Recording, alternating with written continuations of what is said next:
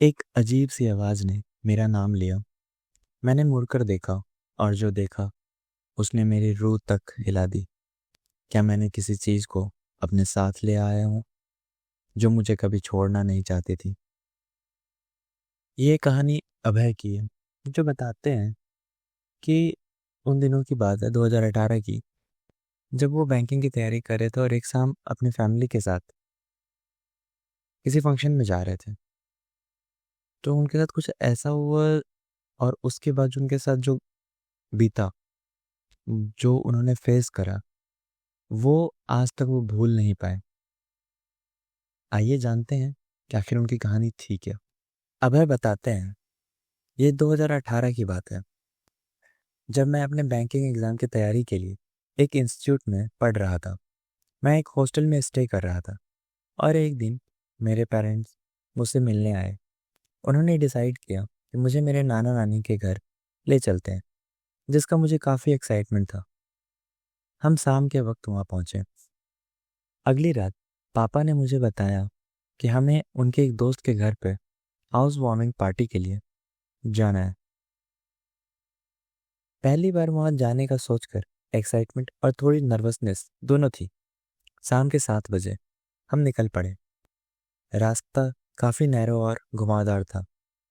जैसे ही हम उनकी गली में एंटर किए, एक पुराने वीरान पड़ा घर रोड के कॉर्नर पर दिखा।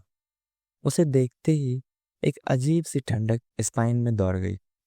बचपन से ही मुझे ऐसी ही एरी और छोड़े हुए जगहों में दिलचस्पी थी। मैंने अपनी माँ से पूछा, ये घर कितने टाइम से खाली है?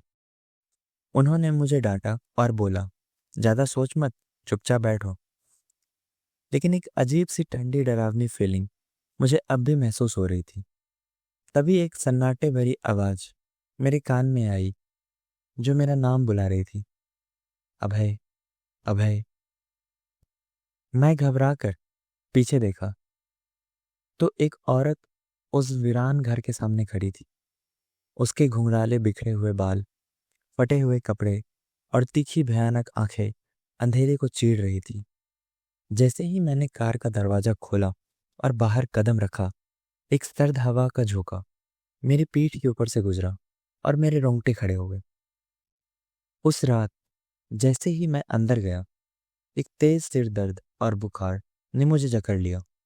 मैं एकदम ठीक था, लेकिन ये अचानक से क्या हो गया?